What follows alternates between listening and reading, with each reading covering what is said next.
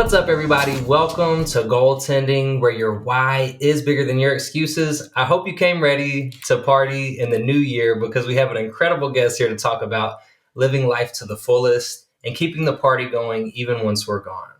And before I introduce our guest, I want to say we appreciate you all allowing us to be a part of your journey. I truly can't say thank you enough, which is why all I ask is that you share the episode. Show some love with likes, subscribes, comment with your thoughts and questions to join the conversation. This is going to be one of those perspective shifting episodes. So I want to challenge you, let it sink in and apply what works for you in your life, in your journey. And without further ado, I want to introduce our guest. She is a celebration of life coordinator and a videographer and brings a unique viewpoint on life and the joy and memories we leave behind. She's also an author, has over 15 years of experience as a motivational speaker with a focus on mindset, having that mindset of we get to instead of we have to.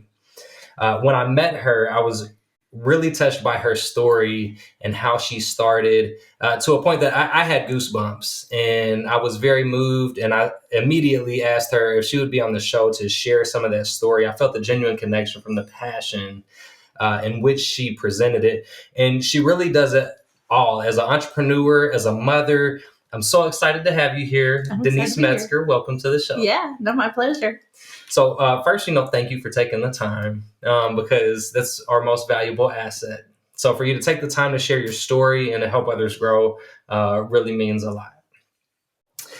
So let's just start off with your background, your story of how you got into the celebration of life, event planning, and videography. Sure. Well, my daughter was diagnosed with leukemia when she was 12. Her name is Janae. And we were off and running. She woke up with leg pain. And by 1 o'clock that afternoon, we were at Cozier Children's with a leukemia diagnosis. They were going to confirm it the next morning with a bone marrow aspiration and spinal tap. And I sat out in the hallway trying to process things. And the first thing that I heard was a scripture from the Bible, like maybe this is like Abraham being asked to sacrifice Isaac. And in that story, I know the story, he didn't actually sacrifice Isaac. He got to keep him. It was a test in faith. Now, I don't believe God tests us like that anymore. That was Old Testament, right? And because I was still in a church with a scripture at that point, I was like, well, it's test and faith, we'll pass it. But then I heard a voice right behind it say, what if it's not? And I interpreted that to mean, what if I don't get to keep her, like Abraham got to keep Isaac? Yeah. And somehow I made peace with that possibility. I always talk about a spiritual wisdom because I feel like that's what guides me. It's a voice, and it's wiser than me. And when I listen to it, I end up receiving surprise gifts and empowerment and strength that I wouldn't maybe if I was listening like to my own thoughts. Yeah. So I realized that I wouldn't be the first mom if I didn't get to keep her. In that sense, I would not be the first mom that was asked to let go of a child. And I would look for mothers that were living their life and forging ahead positively as my example of to follow. And of course, I thought of Mary and Jesus, and then I Janae had been bullied and come home crying from school every day. And I thought of I'm a mother of 5. So I thought of my 5 children. She doesn't fight the bullies at school. How's she going to fight cancer? And these are all thoughts that I'm thinking. And there was a response, like this inner dialogue that was coming, right? Yeah. And I heard that the only way that she was going to make it was to find one good thing, no matter how much it was surrounded by bad. One good thing and cling to it. Now, I was raised by a perfectionist, and I was a perfectionist. So I was really good at finding the flaw. If there'd be a lot of good things, I would find the thing that was not good or not right. And in hearing that voice, they say you're motivated by inspiration or desperation. I was pretty desperate to figure out how I rewired myself to lead Janae and finding the good when it was surrounded by bad. Yeah. And so we started keeping gratitude journals. I heard to turn your have-tos into get-tos, and it really has. I have been wired now. If I heard you say have to, if I read have to, if I was listening to a podcast or a speaker say have to, in my head, I'm converting it to find the get to in it. And a lot of times when I suggest that life's a surprise party, parties are more fun with games, and I feel like life's favorite game to play with me is truth or dare, because I'm wacky enough to take the dare and find a new truth. And so that's how it started is trusting a plan that maybe we don't know or understand, and that there's a purpose in it. And Carolyn Mize is an author that I've read, and there's a book called Sacred Contracts that kind of feels right to me, that maybe we signed on, knew what we were coming here to do, like that life, that's the one I'm going to live, or that's the purpose, that's the role I'm going to serve. Oh, and wow. We wouldn't remember it. If we remembered it, we wouldn't have the human experience that we came for. Right. So I'm of the thinking that our spirit came into this body to have this human experience, but we are more than human, and try to, find the balance where you have the spiritual and the human, and allow yourself to feel all the feels. Like, I don't think we should deny grief or not feel the things that don't feel good, but I'm also, are you familiar with the Enneagram? With what? The Enneagram. Enneagram. I am not. It's like a personality test. Okay. And I'm a 7 on the Enneagram, and I didn't know that at the time. I'm just like within the past couple of years. But when I look back, I am so wired to find the positive or the fun or the joy. Okay. That's innately who I am. So I will seek the perspective that allows me to have fun and be positive, even in the most surprising circumstances, which is what happened along this journey. Wow. So when did you take the Enneagram? Just a couple of years ago. Okay. But now I listen to the podcast and stuff, and I'm like, oh man, they're calling me out as a 7. Like, I listened to one of this, and it's so fascinating. It's like my favorite thing to do. Human behavior and psychology and different personality types, whether it's love languages or the Enneagram number or, whatever, to relate, to understand who you are and how you relate to people that are different, and how beautiful it is that we're diverse and we're wired in different ways. Right. To observe that. When I found about the Enneagram, like I said, I have 5 children, and we're all a different number. Yeah. And it really gave me a lot of clarity in some of the ways that I relate to my boys, different ones, when I knew what their number was and how they're wired, and then to not take it personal. The 4 agreements. Don Miguel Ruiz. Okay. So the 4 agreements are to be impeccable with your word, to take nothing personal, to make no assumptions, and to always do your best.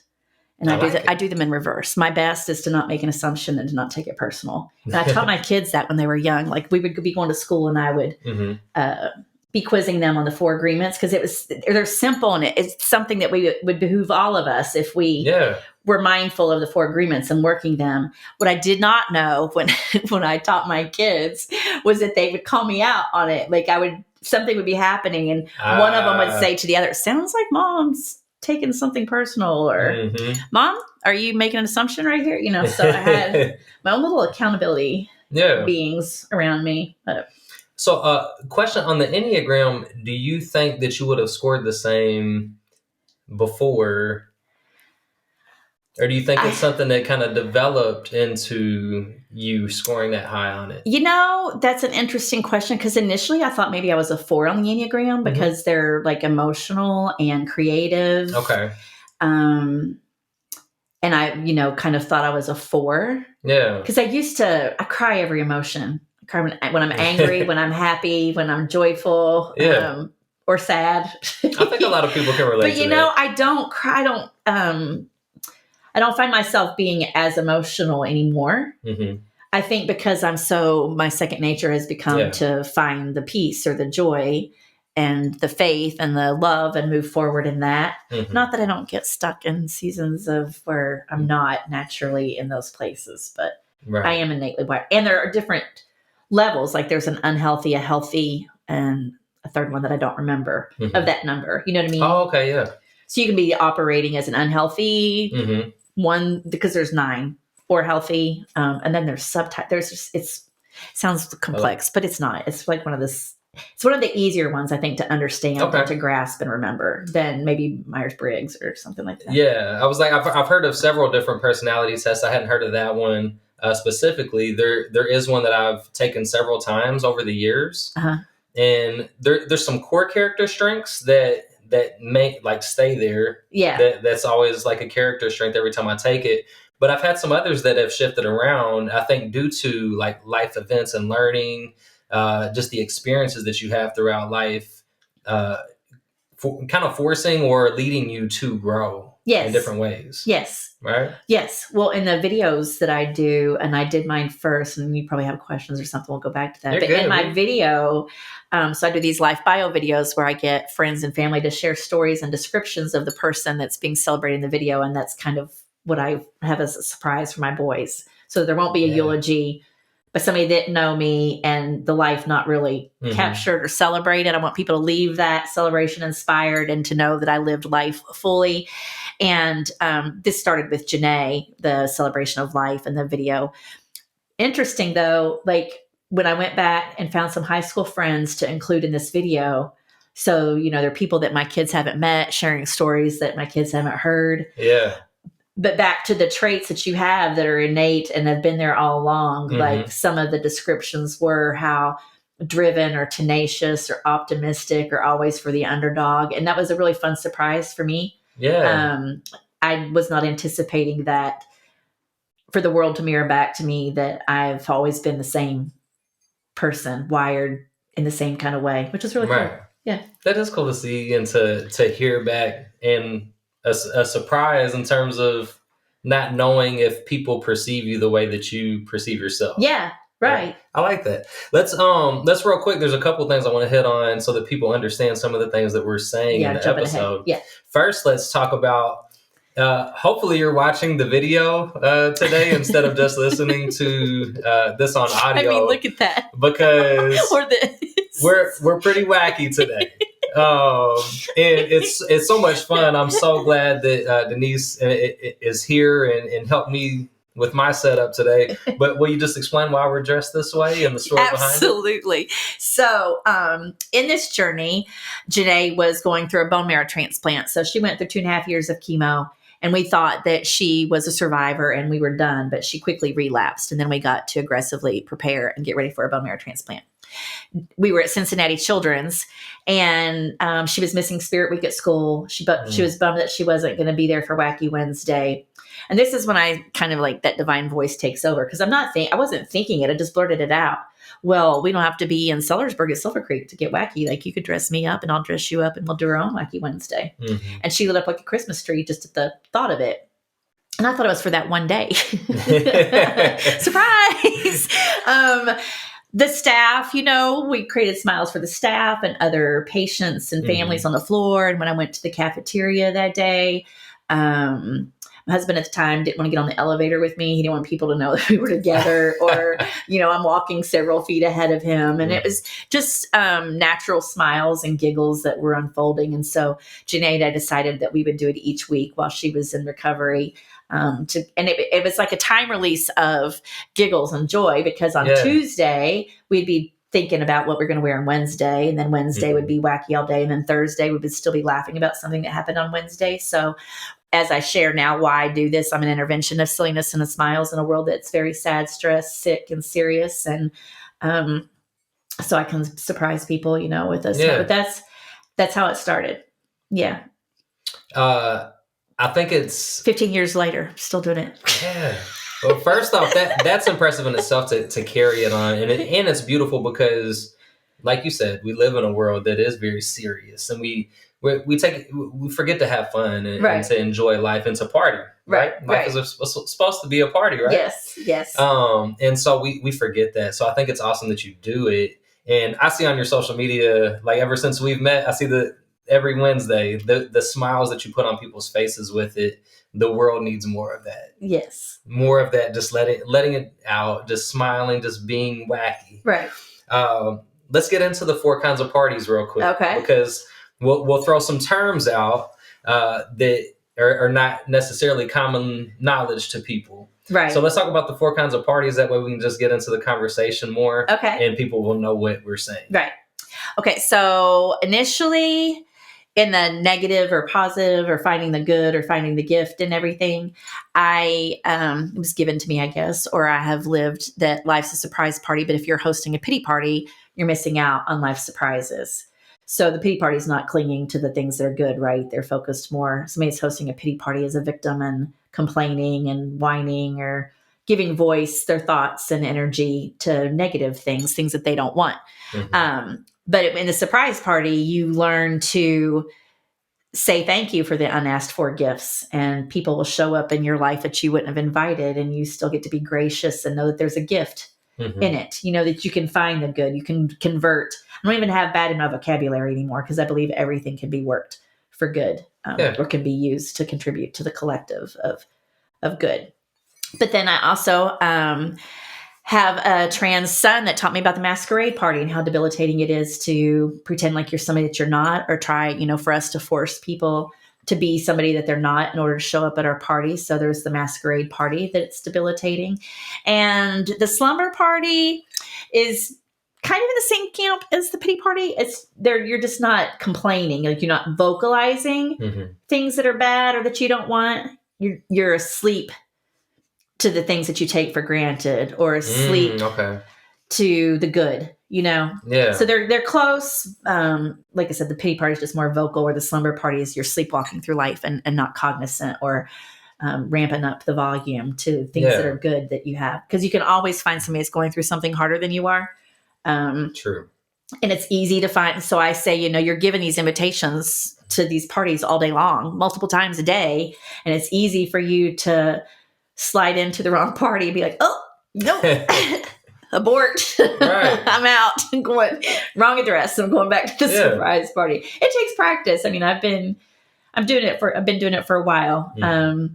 And I find that that's the way to stay in joy and peace and gratitude and faith, is to check yourself and to be in the surprise party and be grateful for the things that are the package. The present can be wrapped in pain and disappointment. Yeah. And you can still unwrap it and find a gift that you're grateful for, which with Janae's party hop, that's another word that I use for death. Party hop. So, and I have skeletons dressed for party. Did you see those in my car? I did not catch that. Okay, I'm going to see that after the show. They've been there for 3 or 4 years, but I have skeletons that are in my car year round. My mom thinks that her baby was switched at the nursery. She doesn't know how I'm hers. She hates the skeletons. But they're my little guerrilla marketers so I can promote that life's a surprise party.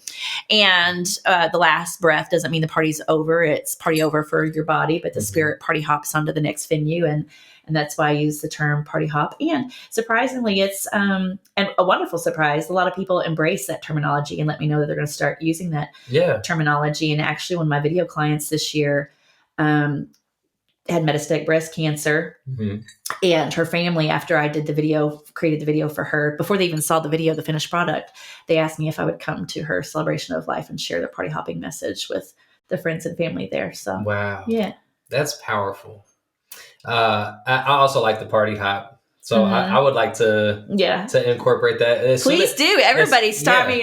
This is bigger than me. Like, I want everybody to start changing. Like at the networking thing where we met, that's one of the things that I say is that I'm changing conversation, expectation, and experience around death and dying, so that we can feel the void and honor that there is sadness, and really ramp up the volume on we wouldn't be sad if the life hadn't have been such a gift, and to focus on the gratitude for the gift more than the mourning of a death. Or a party hop. See? Oh, yeah. How do you mourn a party hop? No, you don't. We're just going to the next party. That would make sense. Right. The party keeps going. Yes. I like that you brought up that gratitude is a practice. Like, it's not just I'm grateful or I'm happy all the time. Like those things don't just happen. It requires consistent practice in training mindset. So I love talking about mindset. I've had several guests on the show that we've talked about mindset, mental health, different things like that. So just for you to be focused on gratitude in terms of your motivational speaking, and having that I get to approach to life. Can you talk about how that mindset and practicing that mindset, how that's impacted your life, and the reason behind, wanting to share that with others? Sure. Well, it goes back to me hearing to find the one good thing, no matter how much it's surrounded by bad, the one good thing, and cling to it. So I knew about gratitude journals. We had not really started practicing keeping gratitude journals. And what we found in that practice, we were writing in our gratitude journal at the end of the day, 5 things that we were grateful for.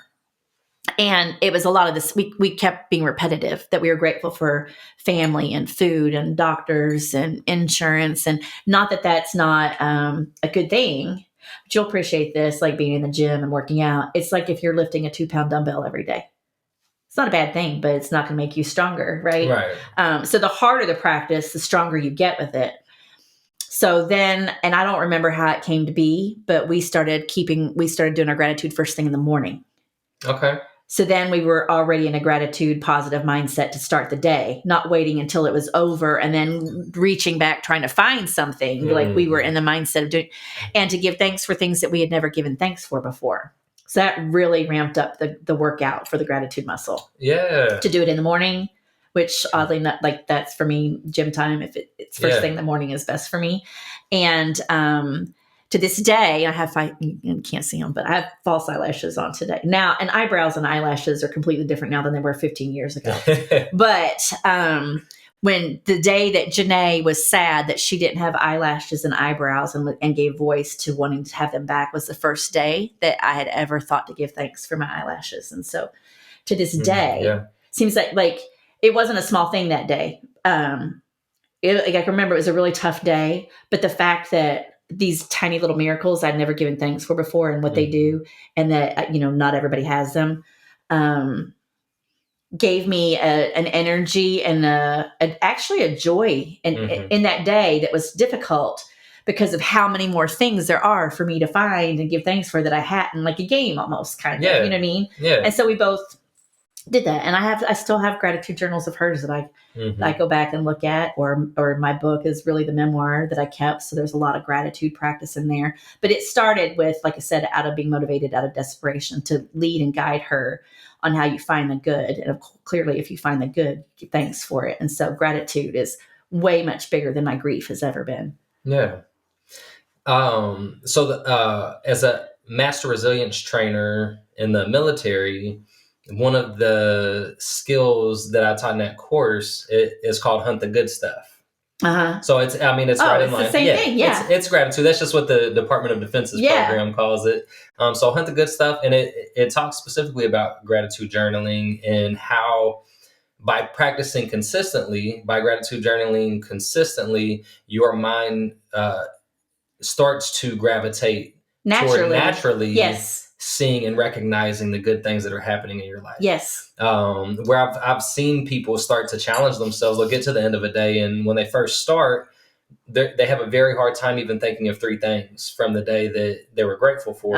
So first off, I love that you said do it in the morning. Do it in the morning, and at least 3 out of 5 or 1 out of 3 be something that you've never, because then you're hunting or mining for it. You know what I mean? And it becomes more of a natural thing. Same thing with turning your have tos into get tos. Like, people a lot of times misunderstand what that is.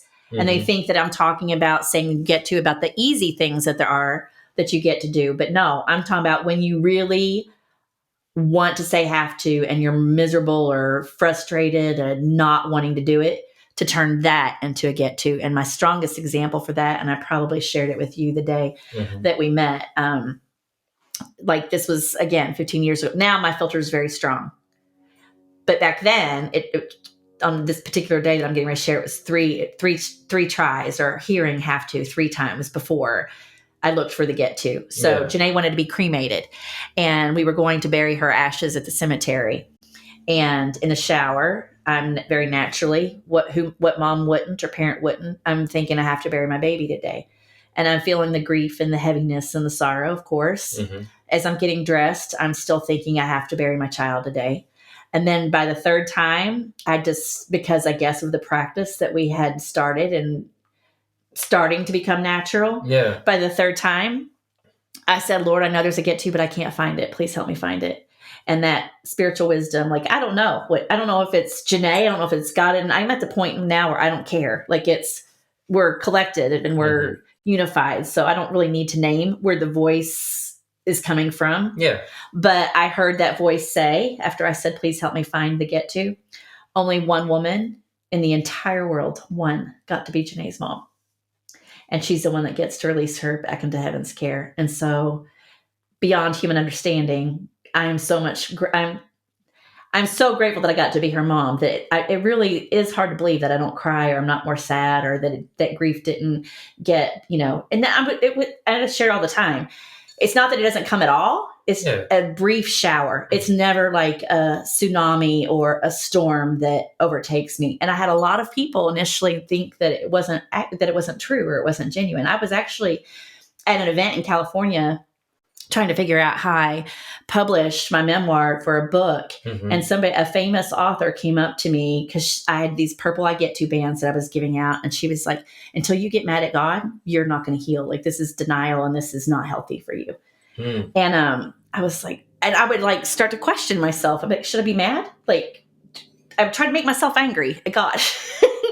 And I'm like, but I'm not. I mean, I can't make myself feel something that I'm not feeling. And it wasn't a denial thing. And I remember getting on the elevator and heading to my room. So I was there sharing a room with somebody. And when I got to the room, I was in tears, like I said, every emotion crying. And I was so frustrated.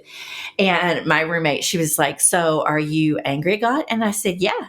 But not because he took Janae, because he keeps surrounding me with morons. I can't be grateful and I have to feel grief, Yeah. So it's kind of funny, but it is a natural thing and it is possible. And that's what I want to be, as a picture of possibility that you can let go of a loved one. We don't lose them. That's another thing that I'm trying to change in the dialogue. I have not lost Janae. Yeah. I've lost the opportunity to do that and to talk to her like this way. Right. But I still talk to her, I still feel her. She lives in and through me and everything that I do. And I feel her rooting me on and get goosebumps when I talk about her and things all the time. So I invite people to join me in that and not using that terminology that we've lost them. Yeah. Yeah. That's such a powerful story. That is the story you shared with me. What gave me goosebumps and gave me goosebumps again. It is a powerful story and so many great things to learn from it. So I appreciate you sharing it and helping others grow with that story. In terms of in that story and talking about the her choosing cremation, it made me think to my wife and I have several times we get into the conversation of what we would like for when it's our time to party. So we've talked about, do we have a funeral? Do we have a celebration of life? Do we have some kind of combination of the two? Yes. I assume that's probably fairly common when people decide to have that conversation. Yes. I think maybe some people try to avoid it. Right. But then as you see loved ones pass or party hop, as you see loved ones do that, it does kind of make you think, okay, what will I do or what should I do when it's that time? And so one of the things that we come to is we talk about, whatever we decide to do, it's for the people that are left behind for us. Yes. Not for us. It can seem like it, especially in what I'm doing. It can seem like that's the case. But I'm not going to say too much about what my boys are going to experience because I don't want it to get back to them. Yeah. I do share it a lot though. So you don't have to share what they're doing, but I love the concept. So I think you told me a little bit about it. They do know that there's a surprise party. So with my insurance policy is the number. And I hope I have a team and I have my own event planner or, that know, but just in case, because everybody thinks they have more time. We don't know. We're not all going to have a diagnosis that gives us a heads up. For most of us, it's going to be a surprise when that last breath comes, and my boys know that the first one that finds out that I have party hopped, they don't call the other siblings and say, Mom's gone, she's dead, we lost her. When they hear it's party time, they know what that's code for because they know that I have a celebration of life planned. They know that there's an event planner, that they don't know the details. They just reached out to the event planner. She knows what the budget is. She knows what my non-negotiables are. My oldest will roll his eyes and be like, Jesus, she's still here. And that's perfect. That's what I want. But it is for them to make them laugh. It may seem like it's about me. No. I want to push up on the joy and my God, that was my mom and that I lived a full life. And I want them to know that or be reminded of that. And I want the people that come to support them. Because, so many times you go to a funeral and you don't know the person that passed, the wife or the son, or you're there for the family member and you hear a eulogy by somebody who didn't know them. Yeah.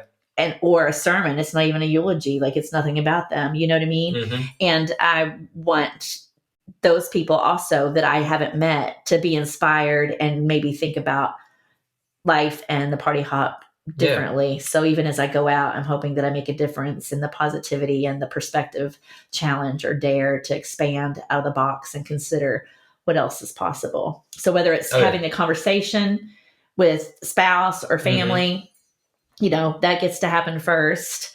And for them to know, if I hadn't told them, then they may not know, what to do or they know for sure. There's no guessing. Yeah. And a lot of times people say they want a party and not a funeral, but that's still going to put it on the family to figure out what the party is. And I want my kids to show up for the experience. You're not, people that do the traditional funeral aren't making the coffee, prepping the body, setting up chair. They show up so they can have the experience if that's what they choose. Yeah. If somebody wants a celebration, I want the family to be able to show up for the experience and not be trying to figure out how to plan it or what they wanted. Right. And my boys, even if I had said I wanted a party instead of a funeral, wouldn't have created the surprise party that with the details of what I've put into that for them.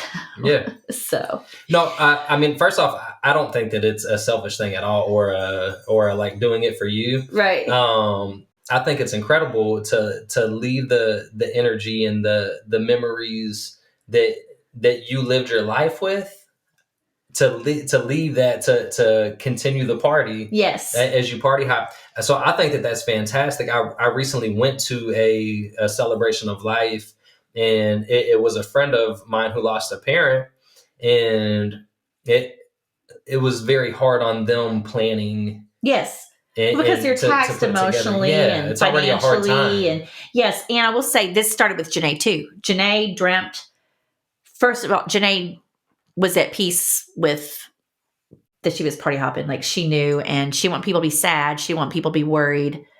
And she dreamt that she was a star in the hospital.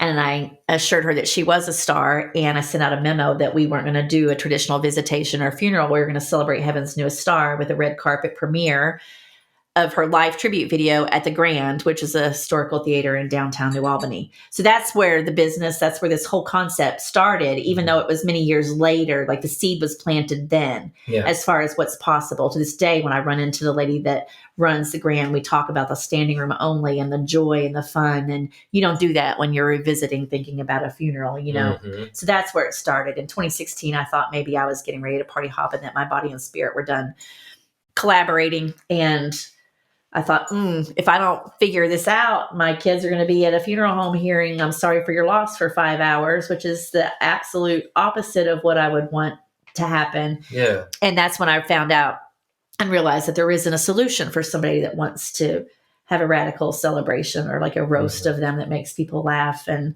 funeral directors, Dignity Memorial that advertises that they do these celebrations. When I told them what I wanted, they dropped their planner on my table and said, "You're like an Irish wake on steroids and we can't help you." I was like, "What? I need help." And event planners didn't want to meet with me because I couldn't tell them the date of the event or how many people were going to be there. So they didn't take me serious to even have a consultation. So that's what spurred. So there was a sense of urgency. I can't really be so critical of somebody that doesn't want to talk about it now or doesn't feel a sense of urgency, because I did have a sense of urgency. I thought like that I was getting ready to party hop, and I wanted to make sure. I've had two different instances in my life where I thought, oh, here it comes. And interesting enough, I wasn't scared. That's another gift. That's a part of the surprise gift that I feel like Janae gave me. I'm not afraid of dying as much as I'm intrigued by it. Things that she said. She kept saying there's so many people in and out of her. She had a brain bleed from the high dose steroids towards the end. And so she'd be in and out of being coherent, and what really wasn't the same with us after that. And so in and out of her consciousness, she just kept saying there are so many people. And one day I put her in a wheelchair to take her outside to get some fresh air. And she said, "I'm confused." And I said, "What are you confused about, baby?" And she said, "You're not my real family. My real family's here to get me." Oh, wow. And of course, and again, in that humanness, I wanted to hug her and be like, "I'll always be your mom." But at that higher wisdom, whatever, was like, "Shh, just think about it." And then I had a peace to let her go. Yeah. And then, when I heard only one woman in all the world got to be her mom, and she's the one that gets to release her into heaven's care. Like, I'm thinking heaven's care is a heavenly family. And so it all kind of just came together to miraculously give me a peace and a joy and a gratitude around something that most people don't get to experience or aren't open to. And maybe if I can help assist or facilitate other people to have that experience, that's what I'm wanting to do and feel like I'm called to do, is to show people there's another way. Yeah. I think that's an incredible story to take one of life's hardest challenges, or maybe even the hardest challenge life could throw at you, right? And to turn that into an opportunity to live life with gratitude and to help kind of show that way to others, to help others find that. So in terms of taking that into the opportunity, into finding the business, and having the passion and the strong why behind the business, what challenges have presented themselves that, challenge you to keep going along the way, or what's been your biggest challenge to stick with it over these 15 years where you've kept this going? Well, back to that, what I said, high school, my perseverance, I think perseverance and faith. I even now, I can't see around the bend to know exactly how this unfolds or what. And I've had a lot of detours and things. For me, there's a market that wants to be served. There's a whole death positive movement happening. And yet it's hard for me in networking or meeting somebody to explain what I do, because it's kind of like been a reverse engineer thing. I have more people hire me to do the videos, and not even as a eulogy alternative, than I do when I created the business and thought the market was going to be people like me that wanted to plan their celebration or to do their video.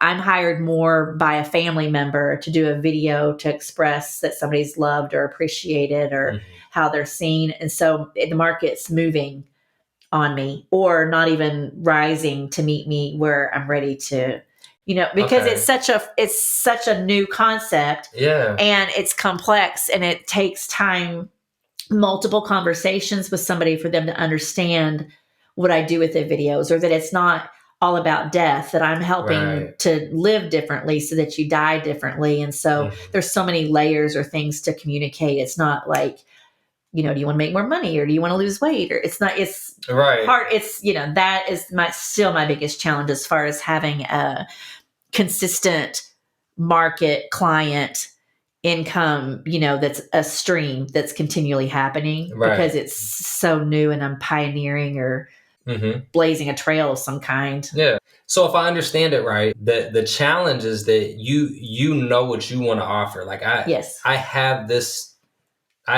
incredible service, and it's not something that people are used to. So people are asking for something else, and you're able to deliver on what you're offering, but it's not the product, the service that you like envision. Is that correct? Right. Well, we are in a society of instant gratification, or what's of importance now, right? And people want to make money now, or find their mate now, or lose weight now. They're not thinking about something like that.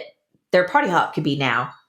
Yeah. So it's the sense of urgency, unless there is a diagnosis, and then those people, reach out to me. So that's where I'm gravitating to, I guess, are more hospice or of diagnosis related. Although what I ultimately want to do is that we're not waiting for that. Like, it's all part of, if you're thinking about final expense or retirement, or like, that's all part of a plan, and you're thinking about it now, that it's never too early.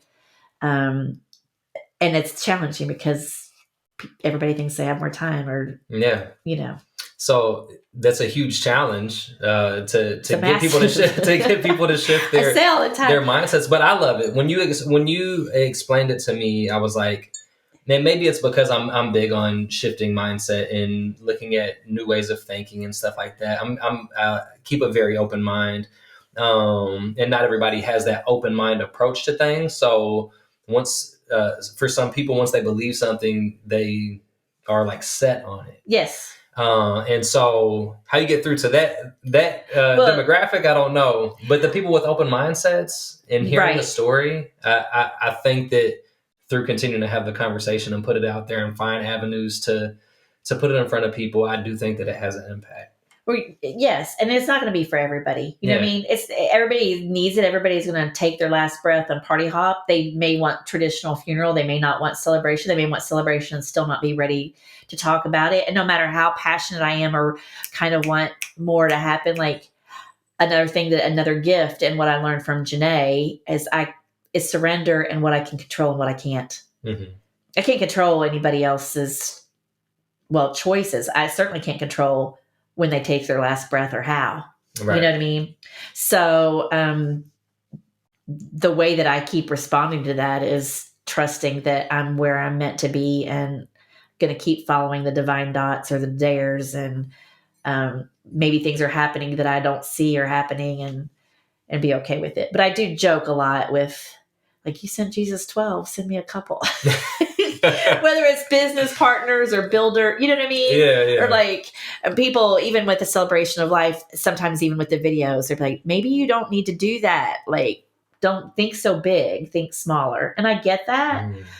And then I also like, I use Dr. Seuss to inspire me. I use the Bible, like everything. I use everything as a source of something to inspire me. But I joke, like, Noah didn't say, I can't build an ark, I'm going to build John boats.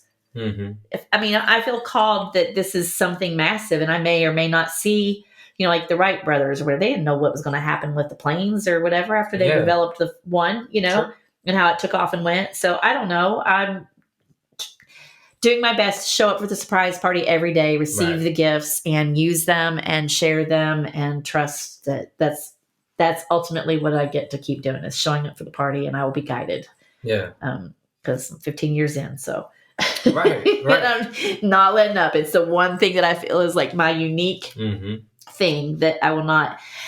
I'm so big on words and the power of words, so I don't want to say that, that Janae party hopped in vain. If I were to, it's not like pressure I'm putting on myself. It's like, I know that this is a unique gift that I was given, and that it's so many people go their whole life and don't feel like they know what their purpose or their calling is, and I do. Yeah. And it may not equate in a report that I might want to see as far as how many clients I have or if it's profitable or whatever. But when you find your purpose, those other things don't matter. That's your why. That it's your why. You just keep going back into it. Yeah. Like, it's not the how or the when or the what. Yep. I'm glad you found your purpose and your why. Thank you. Because I think there's a lot of people that don't find it in life, because they are in the slumber party a lot of times, or the pity party. Or they don't know how to say thank you for the gift. Like, it plops right down in their lap, and they're like, no, I don't want that one. Right. And just miss it completely. Yeah. I would love to get into your Annie Ann's story. Okay. So it wasn't even a planned topic for today. And on her social media, I see as a surprise party. And there's so many lessons to learn from it. So I just want to ask you to share your Annie Ann story. Okay, sure. Well, Janae, I joke all the time too that she was like a mini me. I mean, we yin yanged. If there was a day that I wasn't being positive or maybe finding the gift, she would. Like, first I'll say before I go into the Annie Ann's thing, like, she relapsed twice, and both times that I was dreading telling her, she shocked me with what her reaction was, especially after the bone marrow transplant. So she had relapsed and gone through and the bone marrow transplant was a horrific thing for her. And that's another thing that I say. She paid the price to give us time. We knew it was coming. We had time to prepare, whereas somebody passes suddenly, at least they didn't suffer. That's what I offer people when they've let go of somebody. If it's sudden, they didn't suffer, or they suffer to give us time. But when I told her she had relapsed, she said, when do they want me back at the hospital? And I said, tomorrow morning. And she said, so we have today? And we went and painted pottery and played putt-putt and ate at her favorite restaurant for lunch and her favorite restaurant for dinner. Like, she decided that's how she emulated to me what the surprise party looks like and how you show up. Wow. And choose to celebrate the gift of every day. Don't wait to celebrate. Don't wait to make it special. Like, so we have today. And so that's what we did. And then once she had relapsed and they had done the counts, they told us they could give her steroids to buy time, but it was coming close. And if we wanted to have another family gathering, that now's the time, to prepare and to make it happen. And because of Janae being how she was and making everything a celebration or trying to make it fun, we went to the mall to find a shirt for her to wear to this family barbecue and sunglasses. And I used to do figure competitions. And in this season, I was very OCD about what foods I would eat and what I wouldn't. And she wanted an Annie Ann's pretzel. And I sat with her. She loved to watch me eat. But she tried to taught me to have a pretzel. I didn't. I got her pretzel, got her Coke. We sat there at the table. We're people watching. There used to be a show called What Not to Wear. and we were pretending like we were the host of the show, Stacey and Clinton, and we were like critiquing what people were wearing and what they might wear instead. And she felt guilty that we were like judging people, but we were still having fun. I'm like, we're not doing it to their face, we're fine. Right. And so as we were giggling, she said, if I could do this every day, I would. And I didn't know what she meant. I didn't know if she meant eat pretzels, people watch, shop at the mall. And I said, what's that, babe? And she said, spend the day with you. And so I go, I don't visit her grave. I've talked to her and I'm with her all the time. Mm-hmm. And when I do want to be with her in a certain special way, I go have a pretzel. The pretzel I wouldn't have with her that day, I'll go have a pretzel with her. And it's been a pretty regular, I'd say 4 or 5 times a year, I probably go and have a pretzel and I sit and I people watch and think about that day and how special she continues to be. And I've had some incredible encounters when I go in. Most of the time it's to celebrate. Like a lot of times it's on a Wednesday and the surprise party unfolds all Wednesday. Like I don't get up every Wednesday excited to do this, but it's like going to the gym. Yeah. Times 100. You never go to the gym workout and be like, man, I really wish I had stayed in bed and didn't come do this. You always are grateful that you did it. And Wacky Wednesdays are always that for me. I'm always so grateful at the end of the day that I got up and I got wacky and the surprise party unfolded and smiles and pictures and whatever were taken. And so I went to Annie Ann's today and I didn't have a pretzel, actually. I went to see the Annie Ann's team there because they know the story. They love when I come in on Wacky Wednesdays. They're disappointed when it's not a Wacky Wednesday. Like, why did you come on I went Tuesday? Yesterday. I did. So yesterday I would need to just pop into A&T. I'm like, I'm right here, and it's the season. I mean, her bone marrow transplant was December 21st. And so December really takes me back to a whole lot to go back. Christmas, as maybe sad and scary as it was the most sacred and most special Christmas for me. So I don't mind. I love that I have the book and I can revisit and go back and look and experience, different things. But I thought yesterday, I'm like, well, it is season. And I don't know when I'm going to be back over here to have a pretzel. So I popped in to get a pretzel and they're like, what are you doing here today?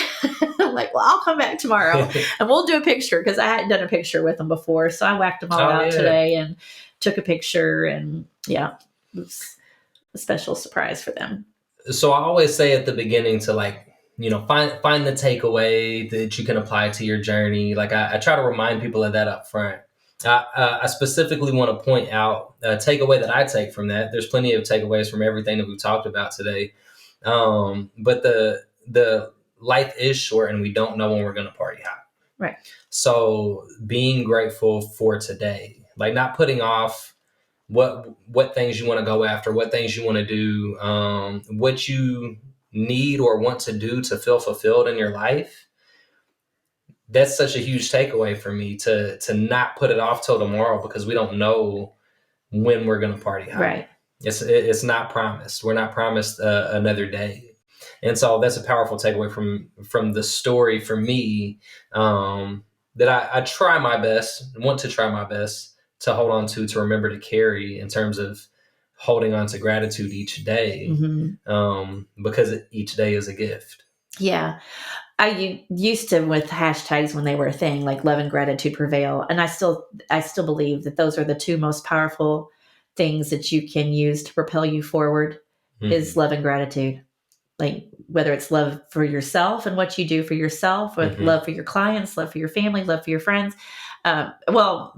Strangers even. There's not enough love. If we were pouring out more love and gratitude leads you there, then those triumph over everything else. Yeah. Motivation wise, like when I talk about people pursuing their goals, I often bring up the importance of motivation, but also the difficulty in maintaining motivation long term.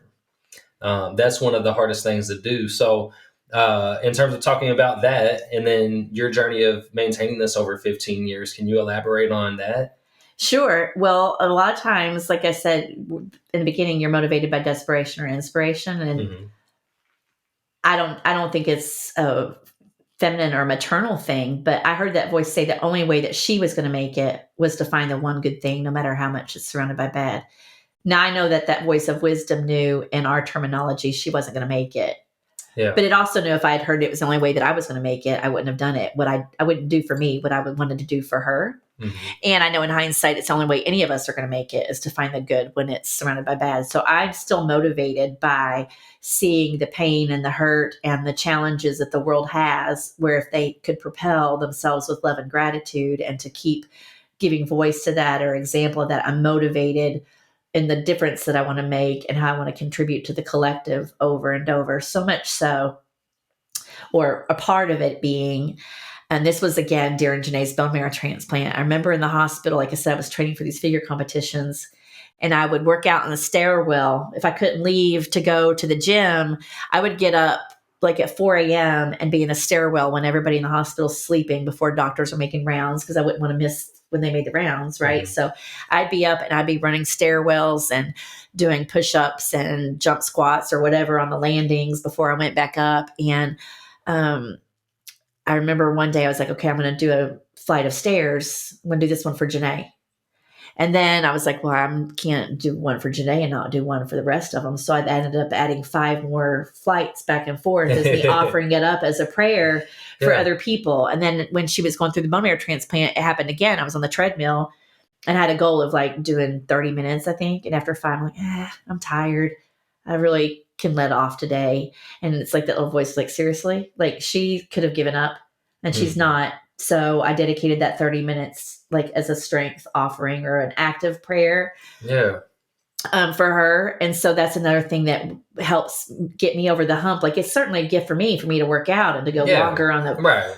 But making it not active prayer for somebody else and making it more than just about me is another motivator. Mm-hmm. I think that's continually what, through the 15 years of whether it's building a business or getting through different seasons of hardship, it's always what it would mean to somebody else or how I can contribute to somebody else. And making that choice of what I would do differently for the collective or for somebody else, it always is something that helps me too. Right. So that's where I find a lot of the motivation if I don't find it for myself alone. Yeah, I like that. I think it's great to draw on something, and it may be something different for everybody.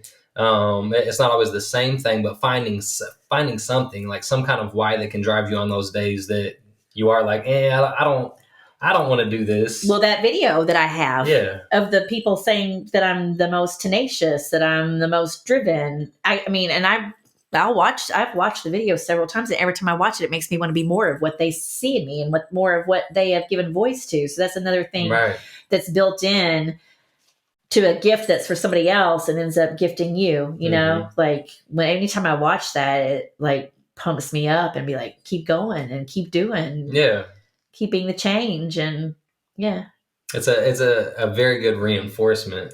It sounds like. Have you had other people that you have worked with that like fully on board that you're able to deliver the service at the high level that you want to deliver it? Yeah, I'm thinking of one in particular. Yes. I mean, yes. And there's a senior that I did one for Mother's Day, a video. And she said the same thing. Like, this makes me want more people, more life, more experience. And that's ultimately what I want us to do, is that we live large, and then when we go out, we're celebrated large, like not for us, right, to contribute to the healing and the joy and the reminder that we can't control when somebody party hops.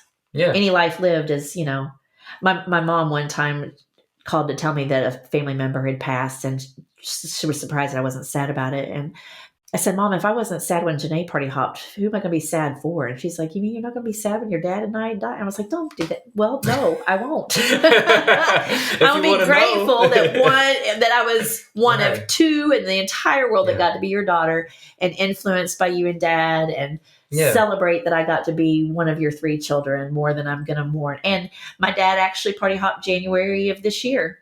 Really? And my experience was radically different than everybody else's because of me having had that experience with Janae, and I talked to him, and, you know, I'll do something, and I know in his perfectionist, because he's so detailed and articulate, I'll do something, and I'm like, I know, Dad, you know, like it's not the great, you know, but I play and talk with him and feel him, and in a very large way, I feel like my relationship's better with him now than it was when he was here, because I didn't follow his footsteps in the church in the way that he would have wanted me to, and as the patriarch, disappointed him in the way that I experienced God versus the way that he imagined that I should experience God. And so now I kind of, like, the last words that I whispered into his ear before they took him off of the machine was, or as they took him off the machine and he'd had his last breath or last moment, I just whispered into his ear and said, now, because he felt like maybe he might be not punished, but that I was having some kind of effect on what his outcome was going to be. Right. I never wanted to disappoint him, but that's where the expansion and the curiosity came from. And knowing that God's not disappointed. God wired me to be this zany, wacky child of his. So, I've come into the part where I embrace it more, where before maybe I was masquerade. I say that you didn't even know I was wearing the mask, but following in his footsteps and doing what I felt like would make my human father proud instead of and now with my trans son, I could call God my boo. It doesn't matter. Like, there aren't words that capture the creator and who's responsible for this amazing surprise party that is unfolding that we get to experience. So that's not something that everybody embraces as cool or okay. And I've gotten to surrender and let go of the people pleasing and know that I'm not here to challenge anybody as much as invite them into maybe a different experience and ask questions and be okay if you don't know what the answer is. So this popped into my mind. I often, like, when I hear somebody loses a friend or a family member or somebody close to them, or they party hop, and that in this terminology being completely new to me. I believe a common tendency is to want to empathize or to say, like, I'm sorry for your loss. Right. So I noticed that as you're telling me that you lost your father earlier this year, that he party hopped, my first tendency was to say, I'm sorry for your loss. I wanted to say that. And then I was like, that's not the point. That's not what we're trying to get across here. Right. But it's our culture, and we've been ingrained. It's been so ingrained and so conditioned. Same thing with God or religion or whatever. I used to be annoyed by people that said that they were spiritual and not religious, and I have become that person. So it's kind of funny, like the humble pie. I always like, humble pie is the best pie for you. It's not sweet. It's kind of bitter going down, the humble thing, but it's also good to check yourself, and to have that to look into. But so I part of my dare, I feel like, in my calling and my purpose, is when people say, I'm sorry for your loss. Like, I actually, years ago, somebody that I was talking to on the phone, I don't remember who she was, but she said, I'm sorry for your loss. And I said something like, I appreciate your sympathy and I don't see it as a loss. Like I said, and she I just tried to offer you sympathy and you didn't receive it. Like, that's what she said. What a response. It was a bit abrasive. And so I try to frame it now in a way that it's not like, I'll say thank you. If you had said that, I'd be like, thank you for your sympathy. And would you join me in celebrating her life more than mourning the loss? Because I haven't lost her. Like, I remember on a Wacky Wednesday, I was going to Indianapolis. It's called Rainmakers, a networking thing years ago. And I was dressed wacky and I had a car that was wrapped wacky. And I stopped at a rest area. And when I was coming out into the lobby, this man goes, I'm guessing you go with that car. And I was like, yeah, how did you guess? And so I feel like everything is an opportunity for me to share Janae's story. And because I'm not going to cross that couple's path again. And, or anybody's path again, for me to share that life doesn't end with the last breath, or turn your have tos into get tos. And as I was sharing with him, his wife came out of the restroom and overheard what I was saying. And I could tell the countenance of her face was very heavy and solemn. And she said, we lost our son. I think it was like 3 months ago or whatever it was. And I heard that voice dare me. And, I've touched your arm 3 or 4 times. Like, I was like ready to grab her hand, and I could hear the questioning, like, she may not be a touchy-feely person, but I took her hand and I said, can I ask you 3 questions? And I remember 2 or 3 now, but I was like, do you still feel that your son is with you, sometimes? And would you have traded being his mom? Would you have not been his mom to avoid the pain of getting to let him go, which was like so whatever the third one was, I said, so you know from the answers to those questions that he's still with you. Will you join me, even though we would not have signed on to be in this legion of parents that have let go of our children, to no longer say that you've lost him? And she took me in a massive hug, like a long, like she was I felt the release of that heaviness and that grief for her to accept the invitation to join me in changing the way that we share about it or the dialogue about it. Because any of us, no matter what the story is, you can change the narrative at any point from being victim to being the main character or the hero or whatever, and I felt it was palpable to feel that her story changed in that moment and how she was going to traverse the rest of her journey and the way that she shared the story about her son. So, I think that for some people it can be challenging to approach it that way because it's not a way that people are used to.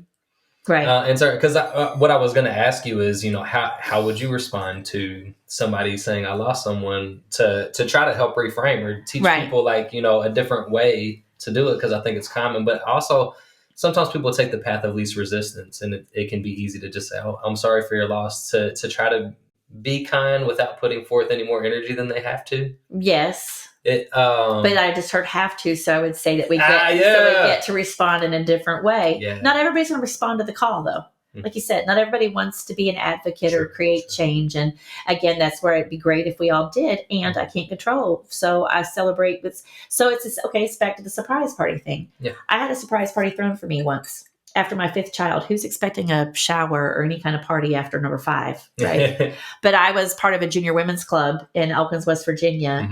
And I had not been celebrating this 5th pregnancy that was a surprise. I wasn't celebrating the surprise gift of another life. I was mourning and grieving and complaining about weight that I was gaining. And they had heard it all through the pregnancy. Yeah. And I just had the baby, and I had been, they had named me the committee chair, the art committee chair.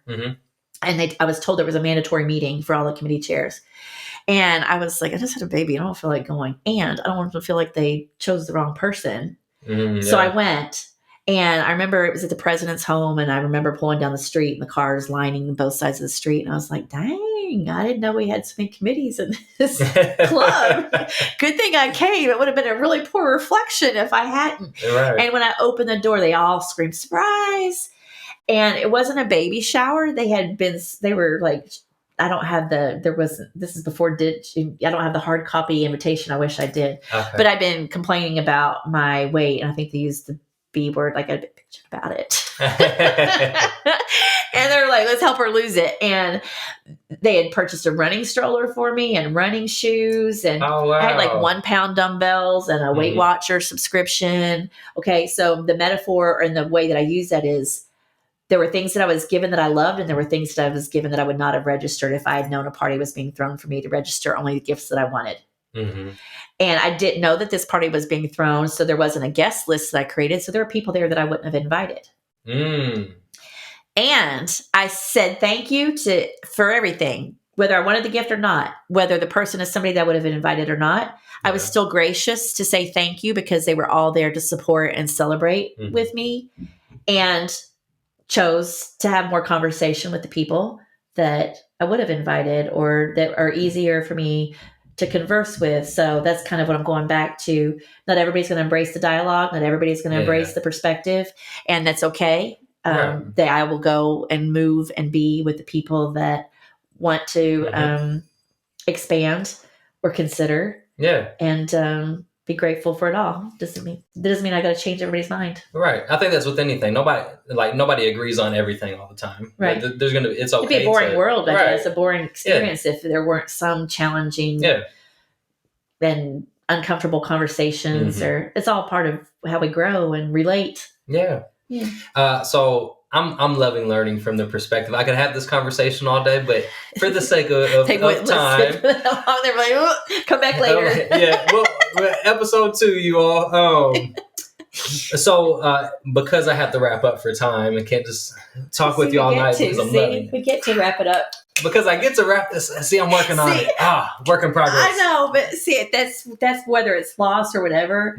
I feel like I'm wired for the dare or the boldness, and frame it in a way that we can laugh about it or giggle, and it's not be abrasive to say that it's easy and it takes practice. Like I said, it's 15 years in for me to catch every have to and turn it into get. And it's playful. And when you start doing it and experience it in your own personal experience, as far as when you feel the shift, and then the more that you're doing it or teaching your daughter, Aaliyah. Yeah. Because I mean, I have shared that in times where maybe it wasn't sure it was going to be received, or somebody wanted to hear it at an airport, or I've been I'm thinking of an email that I got just recently, like from Santan City, like 12 years ago.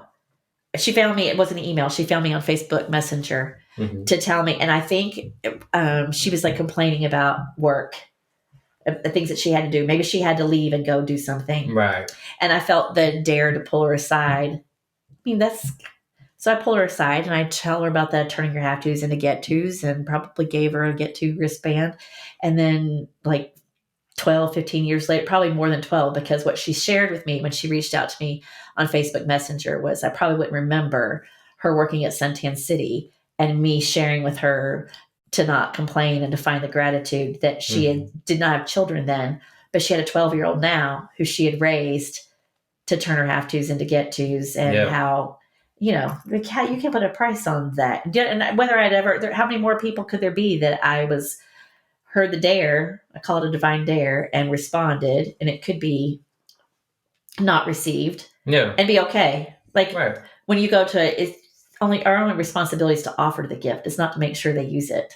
True. Or to make sure that they say thank you for it. That's a good point. Right? Yeah. Like when whether it's in your goaltending workshops or in fitness or whatever, like your gift is to share the information and not be so consumed with whether people are using it or not. It's great to get the feedback and know that they are, or to know that you help facilitate and help them reach a goal, and to not take it personally if they don't. Yeah, absolutely. Well, I get to wrap this thing up. Zip it. I'm so thankful. So much gratitude that we got to share this time today. That we were able to share this information with the audience, because I truly think it's impactful. So many takeaways, but the big focus on gratitude, the not taking life for granted, not taking things too seriously. So I'm glad we got to do it on a Wacky Wednesday, and I'm going to make sure that I release the episode on a Wednesday as well. Awesome. In tribute to that.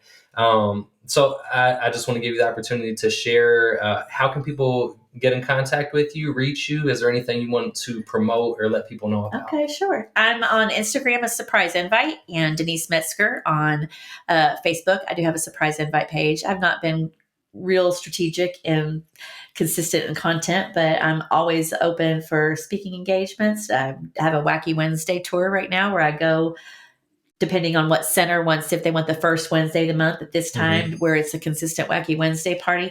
And certainly to celebrate loved ones, whether it's for the client themselves or for somebody in their family, the videos are a phenomenal gift. I mean, Diana was like, you give me the gift of my lifetime. She's 74, and it's just really invaluable to have us share and say to somebody what they mean, the influence and the inspiration in our lives now, to tell them now instead of waiting until after they're no longer here to hear it.